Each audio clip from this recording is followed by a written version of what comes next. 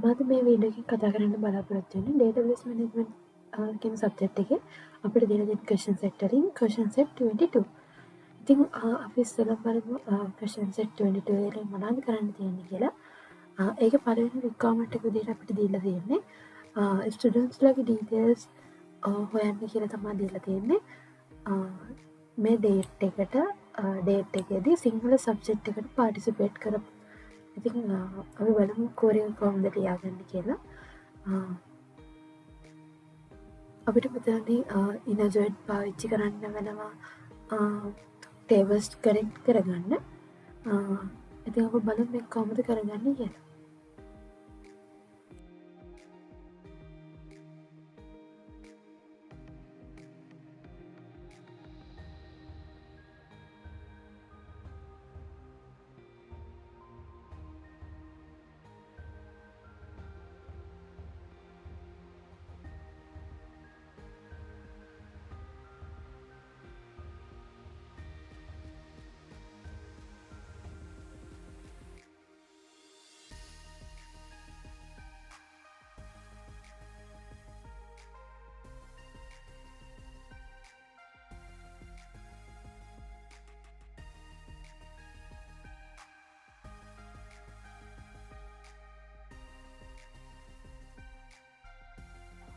අපි මේක එක්සිකියුට් කරගෙන බලමු දැන්. එක්සිකියුට් කරගත්තට පස්සේ ඔයාලට පේනවා මේ විදිහට අවුට්පුට් එකක් අපිට හම්බ වෙනවා. ඊට පස්සේ අපි බලමු ඊළඟ රික්වයර්මන්ට් එක මොකද්ද කරන්න තියෙන්නේ කියලා.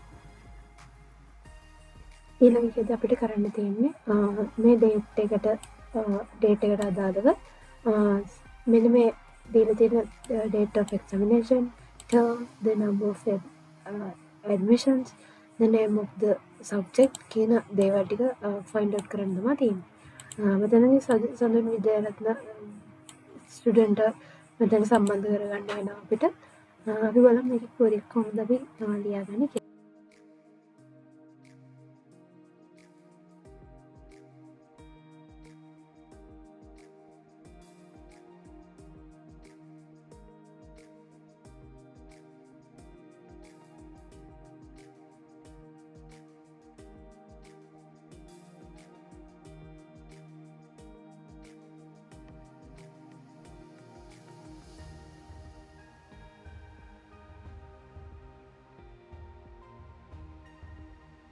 අපි මෙතනදී inner join වලින් student subject exam term කියන tables ටික inner join වලින් join කරගෙන තියෙනවා.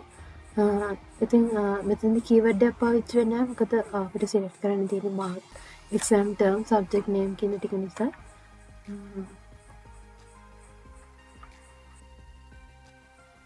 හරි අපි දැන් මේක execute කරගෙන බලමු අපිට output එක හම්බ වෙනවද කියලා. ඔයාලට වෙනත් මේ විදිහට අපිට output එක ලැබිලා තියෙනවා. මේ විදිහට තමයි දෙවෙනි කමෙන්ට් එකේ output එක අපිට ලැබුණේ. තුන්වෙනි එකට අපිට කරන්න තියෙන්නේ name, subject, mark, term of the examination, date කියන තුන තමයි find කරන්න තියෙන්නේ. අපිට මෙතන දීලා තියෙනවා ස්ටුඩන්ට්ස්ලා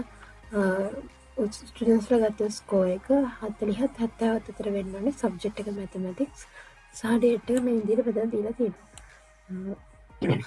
එතකොට අපි බලමු මේ ඩේට් එකේදී mathematics සබ්ජෙක්ට් එකට 47 70 අතර ස්කෝර් කරපු ස්ටුඩන්ට්ස්ලාගේ මේ දීලා තියෙන ඩීටේල්ස් ටික ගන්න කොහොමද කියලා.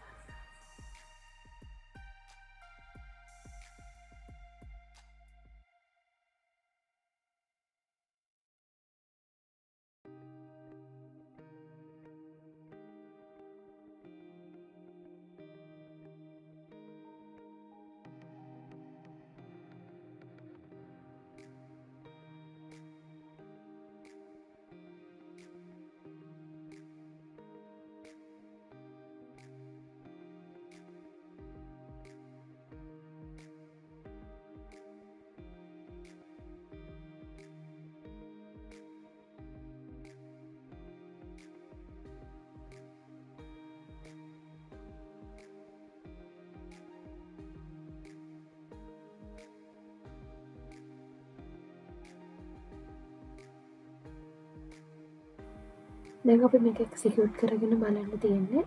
දැන් මේක එක්සිකියුට් කරගත්තට පස්සේ අපිට මේ විදිහට අවුට්පුට් එක ලැබෙනවා. ඉතින් මේකෙදි තියෙන ජොයින් පාවිච්චි කරලා ටේබල්ස් ටික කනෙක්ට් කරගෙන තියෙනවා. ජොයින් ක්වීරිස් තමයි මේකෙදි පාවිච්චි කරලා තියෙන්නේ. අන්තිම රික්වයර්මන්ට් එකදී තියෙනවා කවුද highest mark ගත්තේ ෆස්ට් ටර්ම් එකේදී කියලා හොයන්න තමයි තියෙන්නේ. අපි බලමු ඒකේ query එකත් කොහොමද ලියාගන්නේ කියලා.